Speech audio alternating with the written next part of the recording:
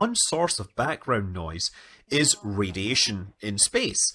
Now, near the Earth, the radiation environment is very much controlled by the Earth's magnetic field, which traps charged particles into the Van Allen belts.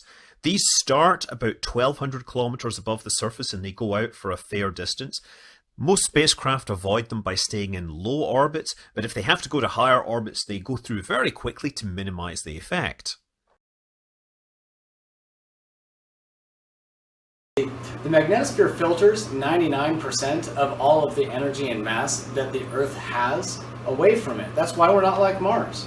It's the only reason we're not like Mars. So, if you hear someone say Apollo went through the Van Allen belts, common sense says no they didn't, and here's why. Well, the Van Allen belts, that was 1957's way of saying the magnetosphere. Well, today, here's what the Van Allen belts actually look like. And there's actually more than this. This also is right here in the plasmasphere. But we're not going to talk about the fact that NASA has never released a full and descript accurate graphic of Earth's magnetosphere. It's always in segments, little pieces, or this part, that part, these things. Like here they're focusing on the magnetosheath.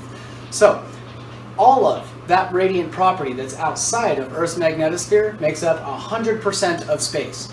It is all mass and energy. Now, we get 1% of that comes into the bow shock and into the magnetosheath of Earth's magnetosphere. Now, it filters down through electromagnetic reconnections through the north and south poles of our bands. And they come into the plasmasphere, and there's another turbulent band like this here, and it filters down into these, you can't even see it, what would be the Earth's atmosphere. And so the various layers of atmosphere, starting at the exosphere at like 6,250 miles out, and where we are in the thermosphere just below it at about 250 miles out, and then the mesosphere where you get to actual space at about 30 to 40 miles out, and then our known space atmosphere. Our atmosphere, as opposed to space, is the stratosphere and the troposphere. Now, we know that anything that leaves those is in space, but as I just showed, space between where we leave the International Space Station in the thermosphere and out here is a great distance. In fact, this is 25,000 miles. This, where the International Space Station is 250 miles. If you want to say that the rockets you're taking from the north or south poles are going through the polar cusps and just shooting through all of this mass and energy, this deadly radiant environment of the Van Allen belts and all of this that we know of, if you're saying you're just going through that very quickly out into this space right here, you're denying the scientific fact that this is 100% of this 1%. And this 1% we only know 1% of through that filtration system.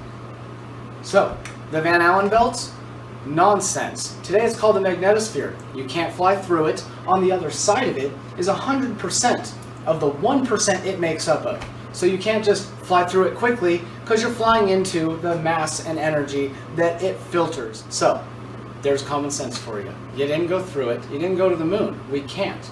And here is what it would look like if this wasn't represented as complete empty space.